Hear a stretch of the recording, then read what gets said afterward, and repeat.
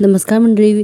ठरलं तर मग आजचा म्हणजे 20 जूनचा फ्रेश असा रिव्ह्यू तुम्ही माझ्या आवाजामध्ये ऐकत आहात. आपण पाहतोय काल सायलीला ना भास होत असतात आणि भास होत असताना सायली अगदी त्या भासामध्येच असते. इतक्यातच विमल येते आणि विमल म्हणते सायली ताई तुम्हाला पूर्णाजीने बोलवलंय. अर्जुन पण इशाऱ्याने सांगतो की जा सायली म्हणून. आता सायली जाते पूर्णाजीकडे. तर बघा पूर्णाजीने आज गिफ्ट सहित सगळी तयारी केलेली असते. सायलीला त्यांना एक गिफ्ट द्यायचं असते म्हणून. आता सायली विचारते की पूर्णाजी मी येऊ का आतमध्ये. तर पूर्णाजी म्हणतात अगं ये ना.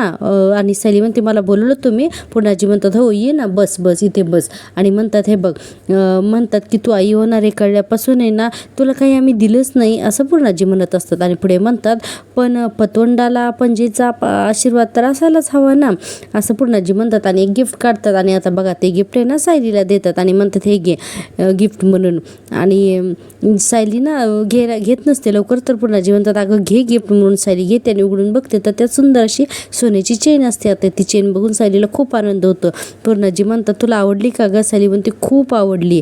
पूर्णाजी म्हणतात चोरुटीच्या वेळेला ना हे गळ्यात घालायचं. हां सायली मनात म्हणते किती नशीबवान आहे मी. पूर्णाजी माझ्यावर सायली म्हणून भरभरून प्रेम तर करतायचंच पण ते इतके वर्षात तन्वी म्हणून मला जे प्रेम मिळायचं राहून गेलं होतं ना तर ते सगळं आता मला परत मिळणार आहे असं सायली म्हणत असते.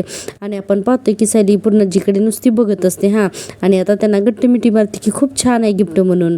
सायली म्हणते खूप छान आहे चेन ही पूर्णाजी मी घालीन. हा पूर्णाजी म्हणतात खरं तर हीच चेन आहे ना मी तन्वीसाठी केली होती पण मध्यंतरीच्या काळात तूच माझ्यासाठी तन्वी होतीस असं या पूर्णाजी म्हणत असतात. पुढे म्हणतात मला बरं वाटावं म्हणून तू तन्वीसारखं वागत राहिलीस. आणि म्हणतात की मुळात तुला पाहिलं ना की मला नेहमी असंच वाटतं ग की तन्वी जर असती ना तर ती अगदी तुझ्यासारखीच असली असती आणि तुझ्यासारखीच वागली पण असती म्हणून.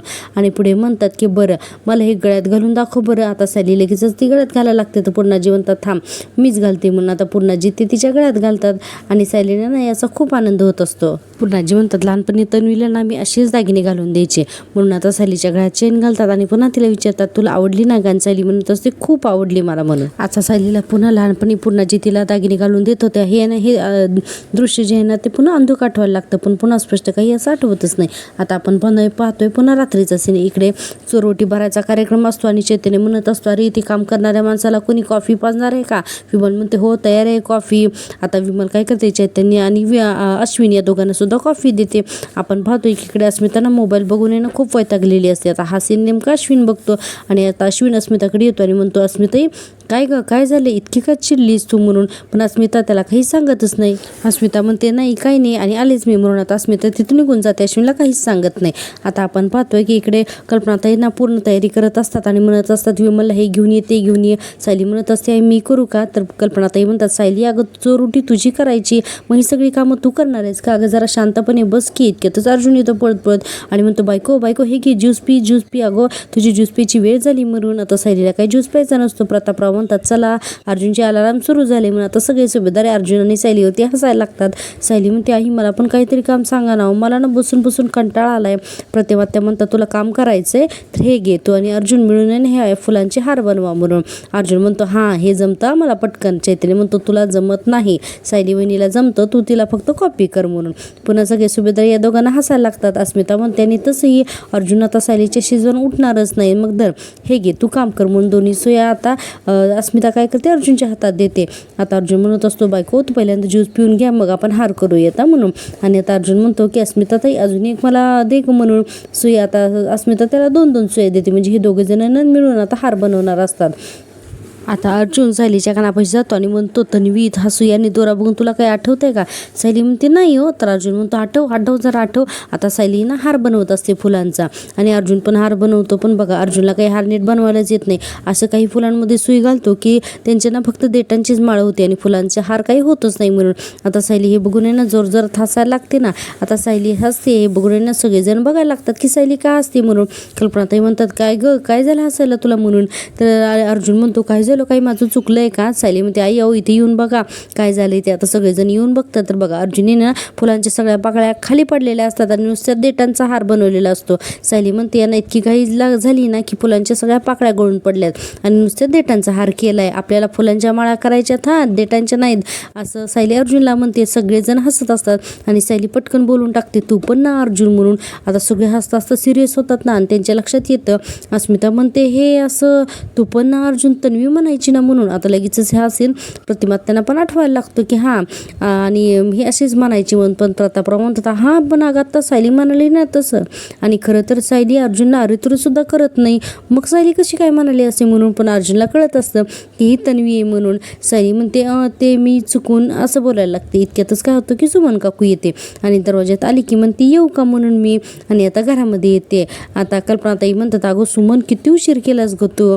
आता सुमन म्हणते मी ना तुमच्यासाठी एक सरप्राईज घेऊन आली म्हणूनच थोडा उशीर झाला म्हणून. आता सगळेजण म्हणतात काय सरप्राईज आहे. तर लगेच सुमन म्हणते सांगते हां थांबा म्हणून. कारण प्रतापराव विचारतात ना कसलं सरप्राईज आहे. तर सुमन म्हणते थांबा हां आणि ये रे आत ये म्हणून. तर बघा हा माणूस आहे ना तर तोच दाखवलेला आहे जो आपण म्हणत होतो ना महिपतचा माणूस. तर हा महिपतचा माणूस नसून नागराचा मुलगा राकेश आहे आणि तो USA ला असतो आणि तो एक वकील आहे. आता हा रिटर्न आलेला असतो तोही नागराच्या सांगण्यावरून. आता हे कसं हे बघण्यासाठी ना रिव्ह्यू शेवटपर्यंत बघत. तर आपण पाहतोय आता तो तिथे येतो आणि आता लगेच त्याचा फेस रिव्हील करतो आणि आता त्याला सगळेजण बघता क्षणी लगेच ओळखतात राकेश म्हणून आणि सगळे सुभेदार राकेश वेलकम ये म्हणून त्याचं स्वागत करतात. आता राकेशला बघता सगळेजण ओळखतात आनंदी होतात आणि आतमध्ये येतात. अर्जुन म्हणतो अरे तू USहून कधी आलास म्हणून. कल्पनाताई म्हणतात अरे तू किती बदललायस ओळखायलाच येत नाहीस म्हणून. आता राकेश बघा आत येतो तर लगेच अस्मिता म्हणते चला अस्मितचा आणखीन एक मामा आला म्हणून. आणि आपण पाहतोय की या सुभेदारांना कल्पना सुद्धा नसते की हा राकेश कशासाठी आला येते. आणि हा राकेश मनात म्हणतो हे मूर्ख लोक माझे स्वागत करतायत पण यांना नाही माहिती की मी यांना उद्ध्वस्त करायला आलोय म्हणून. असं हा राकेश मनातच म्हणत असतो. आता बघा पुढे म्हणतो की अरे घरावर येणाऱ्या संकटाचं असं कोण स्वागत करतो मूर्ख कुठले सुभेदार असं हा मनातच म्हणत असतो. आणि म्हणतो आज सकाळीच मी मुंबईला लँड झालो आणि घरी येईपर्यंत ना मला दुपार झाली. पण घरी आल्या आल्या आईला पहिला प्रश्न विचारला की सुभेदार कुठे आहेत मला त्यांना भेटायचंय म्हणून. आणि USAला ना मी तुम्हाला किती मिस केलं माहिती आहे का असं हा राकेश म्हणत असतो. आता आपण पाहतोय पुढे कल्पनाताई म्हणतात पण राकेश तू खूप बदललायस म्हणून. राकेश म्हणतो हो का मी बदललोय का अशी नाटकं करायला लागतो आणि म्हणतो पण तुम्ही जराही बदललेले नाही आहेत सगळे सुभेदार अगदी आहे तसेच आहेत म्हणून. प्रतापराव म्हणतात बरं राकेश आता इथंच राहायचा विचार आहे की परत USला जायचा प्लॅन आहे म्हणून. आता बघा हा राकेश त्याच्या आईकडे बघतो. आता सुमन काकूला वाटत असतं की त्याने इथे राहावं म्हणून. हा म्हणतो तसे काही प्लॅन आहेत पण ते इथंच आहेत पनवेलमध्येच आहेत म्हणून. अश्विन म्हणतो ग्रेट तू आता तुझी वकिली ना इथे स्टार्ट करा म्हणून. प्रतिमा त्या म्हणतात राकेश मला ओळखलंच ना रे तू. राकेश म्हणतो ऑफकोर्स प्रतिमा काकू अहो तुमचे फोटो बघून बघून तर मी लहानाचे मोठे झालो ना आणि आज प्रत्यक्ष मला तुम्ही समोर दिसताय आय एम सो हॅप्पी असं हा राकेश म्हणत असतो. आणि प्रतिमा त्या म्हणतात बरं झालं रे बाबा तू परत आला असते सुमन अगदी तुझ्या वाटेकडे ना डोळे लावून बसली होती असं प्रतिमा त्या म्हणतात. राकेश म्हणतो हो माहिती आहे मला ते. आणि आता बघा एक त्यांनी ना फुलांचा गुच्छ आणलेला असतो तर तो आता लगेच पुढे येतो आणि म्हणतो सो अर्जुन तुझा एकही केस न हरण्याचा रेकॉर्ड अजूनही ब्रेक नाही ना झालेला. I am really proud of you असं राकेश म्हणत असतो. अर्जुन म्हणतो थँक्यू सो मच आता तू इथेच आहेस ना तर तू ही खूप मेहनत कर तुझंही खूप नाव होईल म्हणून. राकेश म्हणतो हो मी नक्कीच करेन ना. आता बघा राकेश लगेच म्हणतो अस्मिता ताई मेनी कॉंग्रॅच्युलेशन्स आणि म्हणतो हे घे म्हणतो फुलांचा बुके आता अस्मिताला देतो. आणि आता सायलीला म्हणतो वहिनी कॉंग्रॅच्युलेशन्स म्हणून. आणि म्हणतो की मला आजच आईने सांगितलं की तू प्रेग्नंट आहेस म्हणून मी तुझ्यासाठी एक गिफ्ट आणलंय. एक मिनटं म्हणून लगेच राकेश काय करतो सायलीला गिफ्ट देतो. सायली म्हणत असते अहो याची काय गरज होती.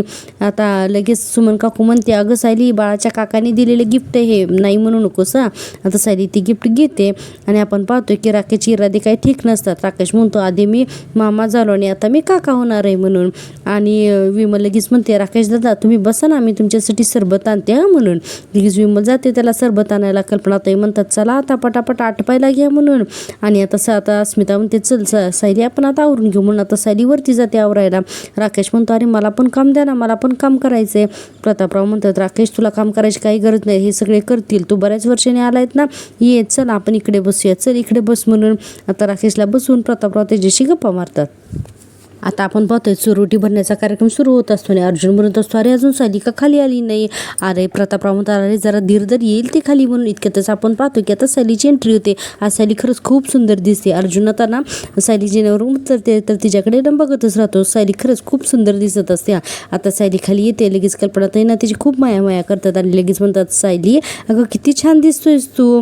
अरे पटकन आहे ना तिला असं जवळ घेतात आणि तिची पापी घेतात. ती म्हणतात खूप छान दिसतेस तू म्हणून. आता पुन्हा जी तर सायली सायलीकडे बघतच राहतात. पूर्णाजी म्हणतात खरंच खूप छान दिसते प्रतिमा. त्या सुद्धा म्हणतात सायली गोड दिसतेच हा बाळा म्हणून.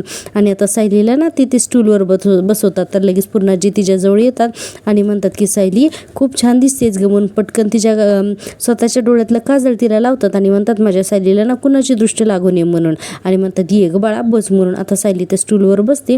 आता सायलीच्या चोरोटी भरण्याचा कार्यक्रम सुरू होतो. पहिल्यांदा तर कल्पनाताई तिचं औक्षण करतात, नंतर तिची ओटी भरतात. आता हा राकेश बघा त्याच्याकडे ना आपण पाहतोय तर असं डेंजर असं म्युझिक दाखवलेलं आहे राकेशकडून. इकडे सचिन आता नागराजला भेटायला आलेला असतो आणि म्हणतो तुमच्या चिरंजीवांना पाहिलं मी मैपतला अण्णांना भेटायला आला होता, भडकला होता.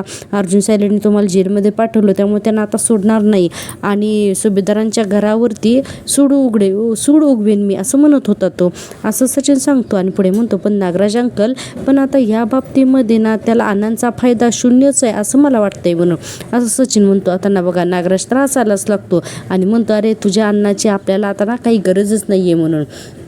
आणि पुढे नागराज म्हणतो आता माझा शिलेदार आला आहे असा नागराज म्हणायला लागतो. पुढे म्हणतो की माझा मुलगा, माझा शिलेदार, माझा राकेश त्या सुभेदाराची वाट लावण्यासाठी मुद्दामून मी त्याला US वरूनही ना बोलवून घेतलंय असा नागराज म्हणत असतो. आणि पुढे म्हणतो की आता तू आणि तो दोघे मिळून सुभेदारांची अशी काही अवस्था करा ना की त्या सुभेदारांना ना सुखाचा श्वास घेता नाही आला पाहिजे असा नागराज सांगत असतो सचिनला. आता सचिन म्हणतो की हो म्हणून. आणि पुढे म्हणतो नागराज अंकल नागराजला तुम्ही बोलवून घेतलंय तर. आता नागराज म्हणतो की मग अरे तुरुंगात मग मी काय गप्प बसेन असं वाटत होतं का तुला. आणि आता नागराज सांगायला लागतो की त्यांनी राकेशला कसं बोलवून घेतलं ते. आणि आता तो सीन आठवून नागराज ना सचिनला सांगायला लागतो. आता काय होतं की ना हा नागराज जो आहे ना तो खूप विवळत पडलेला असतो. आता तिथे राकेश येतो आणि म्हणतो पप्पा अहो काय झालं तुम्हाला. आणि नागराज खूपच आता विवळायला लागतो आणि म्हणत असतो की मला लागलंय, मला दुखतंय. राकेश म्हणतो कोणाची हिंमत झाली एवढी, कोणी मारलं तुम्हाला. आणि तिथल्या शिपायाला म्हणतो काय रे तुमची एवढी हिंमत झाली, तुमच्या खिशात तुमचे पैसे मिळतात ना त्या जेलरला, त्याला हप्ता त्याच्या घरी मिळतो आणि मग तुम्ही यांची ही अवस्था अशी केलीत. आता ते कॉन्स्टेबल काही बोलणं इतक्यातच आता नागराज म्हणतो अरे राकेश थांब आणि त्याला खूपच मारलेलं असतं. अर्थातच ते सगळ्यांना जेलमधल्या आरोपींनी मारलेलं असतं, इतर आरोपींनी. आता नागराज आहे ना त्या चेहऱ्यावरती खूप लागलेलं असतं, असं रक्त वगैरे येत असताना म्हणतो पोलिसांनी नाही मारलेलं मला, अरे इथल्या 2 कैद्यांनी मला मारलेलं आहे म्हणून असं आता नागराज ह्या सांगत असतो. आणि म्हणतो की अरे त्यांची दादागिरी मी ऐकून घेतली नाही ना तर म्हणून मला त्यांनी मारलं म्हणून असं नागराज राकेशला सांगायला लागतो. आणि आता खूप रडत असतो नागराज. आता राकेशलाही वाईट वाटतं की आपल्या बापाला असं लागलंय म्हणून. आणि आता नागराज सांगत असतो की मला खूपच दुखतंय रे, मला खूपच लागलंय. आणि आता म्हणते की माझी ना एकेकाळी त्यांच्या नजरेला नजर मिळवायची हिंमत नव्हती पण आता ते गुंड कुठले मला मारतायत रे मला असं म्हणून ना खूपच सांगायला लागतो. त्या राकेशशी कान मारायला लागतो. राकेश म्हणतो पप्पा मला सांगा बरं कोण होते ती. अरे ते जेलर ते त्याला शिक्षा द्यायची ती देईल, त्याच्या आधी ना मी बघणार त्यांच्याकडे. सांगा पप्पा मला कोण होते असं सांगा म्हणत असतो. आणि आता ते कॉन्स्टेबलला ओरडतो राकेश आणि म्हणतो मला मिळेल का प्लीज जा घेऊन या म्हणून. आता ते कॉन्स्टेबल जातो मला मानण्यासाठी. आणि राकेश म्हणतो हे बघा पप्पा आपण डॉक्टरांकडे जाऊया उद्याच्याला, मी परमिशन घेतो तशी, पण प्लीज तुम्ही पहिल्यांदा मलम लावा. आता हा नागराज आहे ना जोरात ओरडतो राकेशच्या अंगावर आणि म्हणतो अरे मलम बिलम जाऊ दे रे, माझं नक्की दुखणं काय आहे ते माहिती ना तुला. अरे त्या सुभेदारांना सगळ्यांना त्यांचा वचपा काढ, त्यांचा बदला घे असं नागराज सांगायला लागतो. आणि म्हणतो तो अर्जुन आणि ती सायली या दोघांना, हे दोघं सुद्धा जेवढ्या लवकर मरतील ना तर ते बघ. आणि म्हणतो सूड घे त्यांचा लवकरात लवकर असं नागराज सांगायला लागतो. आणि मुद्दाम तो राकेशला ना आता ब्लॅकमेल करत असतो की मला खूप लागतंय म्हणून. आणि आता राकेश त्याला हात लावतो तर नागराज त्याला हात पण लावू देत नाही, खूप दुखतंय रे मला म्हणत असतो. नागराज म्हणतो हे बघा पप्पा तुमचा मुलगा अर्जुन आणि सायलीच्या आयुष्यात त्यांचा काळ बनून आला आहे, सुभेदार कुटुंब उद्ध्वस्त झालंच म्हणून तुम्ही समजा आणि अशी बातमी येईलच तुमच्या कानावर असं हा राकेश म्हणतो. आपण पाहतोय पुन्हा इकडे सायलीचं आहे ना औक्षण सुरू असतं. आता सायलीचं औक्षण सुरू असतं. त्यानंतर पहिल्यांदा तर कल्पनाताई तिला औक्षण करतात, ओटी भरतात. त्यानंतर प्रतिमात्या तिला औक्षण करतात, ओटी भरतात, तिला पेढा भरवतात. आता घरात त्यांना सुभेदारांचे खूप छान आणि आनंदाचं वातावरण दाखवलं. पण बघा पुढचा भाग आहे ना खूप इंटरेस्टिंग ठरणार आहे, त्यासाठी प्लीज रिव्ह्यू शेवटपर्यंत नक्की बघत राहा. आणि हो तुम्हाला जर मी दिलेला रिव्ह्यू आवडत असेल ना तर प्लीज चॅनलला सबस्क्राईब करा. चॅनल मॉनिटाईज होण्यासाठी तुमच्या सपोर्टची खूप गरज आहे, त्यामुळे प्लीज जास्तीत जास्त चॅनलला सबस्क्राईब करा. आता आपण पाहतोय कल्पनाताई झाले केली की प्रतिमात्या सुद्धा ना सायलीचं औक्षण औक्षण करतात. त्यानंतर अस्मिता येते. अस्मिता पण तिचं औक्षण करून ओटी भरते, तिला छान असा पेढा भरवते. आणि याच्यानंतर आहे ना आपण पाहतो की पूर्णाजी म्हणतात की विमल आता तू ये ग म्हणून, आता 5वी सवाष्ण म्हणून तू हवीस ना म्हणून. आणि सुमन काकूने पण अर्थातच ओटी भरलेली असते. म्हणा आजचा सोहळा खरंच खूप छान दाखवलाय. तुम्ही आजचा भाग टीव्हीवरती नक्की बघा. आपण पाहतोय आता विमल सुद्धा येते आणि आता सायलीची ओटी भरते. खरंच खूप छान दाखवलाय हा सीन. इकडे आपण पाहतोय पुन्हा सचिनचा सीन. सचिन म्हणत असतो हे बेस्ट केलं हा तुम्ही नागराज अंकल, मी एकटा तरी कुठे कुठे पुरा पडणार होतो, आता एक से भले दो असं सचिन म्हणतो. नागराज म्हणतो आता तुम्ही दोघं एकत्र आलात आणि काम सुरू केलं ना की मग त्या सुभेदारांची काही खैर नाही. आता सचिन म्हणतो जर का अण्णा माझ्याबरोबर असतील ना नागराज अंकल तर आत्तापर्यंत मी त्या लोकांची वाट पण लावली असती असं सचिन म्हणतो. पुढे म्हणतो पण आता अण्णांचं काय चाललंय ते माहितीच आहे ना तुम्हाला म्हणून. आणि म्हणतो की त्या भगुने बाबांचे भक्तच झालेत ते. आणि सांगत असतो की महिपत काय काय करतोय त्याने. म्हणतो दिवस रात्र प्रवचन काय करतात, कीर्तन काय करतात, लोकांना उपदेश काय करतायत, ते आता महिपत शिकरेचे महिपत बाबा झालेत. आता नागराज म्हणतो काही नाही रे, 4 दिवसाची नाटक आहेत ही सगळे त्याची, डोक्यावर पडलाय तो पण येईल आज ना उद्या तो ताळ्यावर येईलच म्हणून असं नागराज म्हणत असतो. आणि म्हणतो पण तुम्ही दोघांनी, तू आणि राकेशने त्या दिवसाची वाट पाहायची नाहीये, तुम्ही ना तुमची कामं सुरू करा. हे बघा असं काहीतरी करा की त्या सुभेदारांच्या पायाखालची ना जमिनी सरकली पाहिजे. सचिन म्हणतो नागराज अंकल माझ्या हाताला असा काही एक बॉम्ब लागलाय ना की जर तो बॉम्ब मी सुभेदारांच्या घरावरती टाकला ना तर त्यांचा घर पेटेल म्हणून. नागराज म्हणतो मग आता मुहूर्ताची वाट बघतोयस का घर पेटायला. सचिन म्हणतो की नाही मुहूर्ताची वाट बघत नाहीये, पण मी एका चांगल्या संधीची वाट बघतोय, ती संधी बघून मी ना योग्य असा बॉम्ब तिथे टाकणार आहे म्हणून. आणि म्हणतो timing is important Nagraj uncle. आणि म्हणतो की एखादी गोष्ट जर का योग्य टायमिंगला घडली ना तर त्यावेळेस आहे ना तरच त्या गोष्टीचा योग्य असं इफेक्ट पडतो म्हणून. नागराज म्हणतो पटतंय मला तुझं, अरे पण तू एवढं बोलतोयस तर मला एक गोष्ट सांग की सांगूनच टाकेन नक्की असा कोणता बॉम्ब तुझ्या हाती लागलाय ते. आता सचिन म्हणतो की नागराज अंकल इकडे या म्हणून आजूबाजूला बघतो कुणी आहे का नाही ते. आणि म्हणतो सांगतो हां म्हणून. आणि आता तो नागराजला सांगून टाकतो. इकडे आपण पाहतोय सुभेदारांच्या घरामध्ये आता चोरवटीचा तर कार्यक्रम झालेला असतो. आता सगळे म्हणतात आता गिफ्ट म्हणून. आणि आता पहिलं कोण म्हणून तर चैतन्य येतो आणि सायलीला गिफ्ट देतो आणि म्हणतो मी केले सुरुवात वहिनी, हार्टियस्ट कॉंग्रॅच्युलेशन्स तुम्हाला.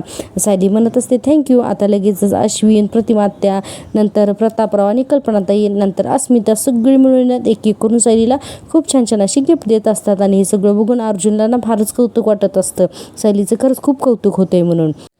हे सगळं बघून अर्जुन म्हणतो आता तर तुझं सायली म्हणून सगळेजण कौतुक करतायत, पण ज्या दिवशी ह्या घरच्यांना कळेल की तू फक्त या घरची सूनच नाही तर मुलगीसुद्धा आहेत तर त्या दिवशी हे सगळेजण किती खुश होतील ना असं अर्जुन म्हणत असतो. आणि सायली खूप आनंदात दाखवली. खरंच हे दोघांचा आज खूपच छान सीन दाखवला. आता आपण पाहतोय ठरलं तर मग आजचा हा भागा नाही ते संपतो. उद्याच्या भागामध्ये ना राकेश म्हणत असतो की अजिबात कोणालाही संशय आला नाही, मी सगळ्यांचा विश्वास मिळवलाय म्हणून. इकडे फोन केलेला असतो ना त्याने सचिनच्या मोबाईलवर आणि नागराज आणि सचिन दोघंही एकत्र बोलत असतात राकेश सोबत. आपण पाहतोय की नाकेश म्हणतो आधी त्यांचा विश्वास संपादन कर आणि मग त्यांच्या पाठीत खंजीर खूपच म्हणून. सायली म्हणते प्रिया अशी एकच व्यक्ती आहे ना की जी मी सांगू शकते की मीच सायली आहे म्हणून. अर्जुन म्हणत असतो माझं ऐक, पण सायली काय ऐकत नाही. सायली म्हणत असते अजिबात नाही आणि मी आत्ताच्या आत्ता चालले म्हणून. अर्जुन म्हणत असतो की अरे आता ही प्रिया सांगेन ना की ती प्रेग्नंट आहे म्हणून तो सायलीला अडवायला जातो. आपण पाहतो की एवढ्या रात्री सायली निघालेली असते अंतरामध्ये प्रियाला भेटण्यासाठी आणि बाहेर आहे ना हा राकेश यांना थांबलेला असतो आणि म्हणत असतो सगळ्यांचा जीव आहे ना या सायलीमध्ये, आता हिलाच मी संपवतो. आणि अर्जुन म्हणत असतो अगं थांब म्हणून. आणि आता ह्या राकेशने सुरा काढलेला असतो, सायली बाहेर थांबलेली असते अर्जुन येईपर्यंत आणि हा राकेश आता तिच्यावरती ना सुरा उगारणार असतो. आणि हे सगळं आपण उद्याच्या भागात पाहणार आहोत. तर हे असे छान छान रिव्ह्यू पाहण्यासाठी पाहत राहा माझ्यावरती सिरियल. हा माझा पहिला यूट्यूब चॅनल आहे. हो माझ्या चॅनलला नक्की सबस्क्राईब करा आणि लाईकसुद्धा करा. भेटूया उद्याच्या भागात.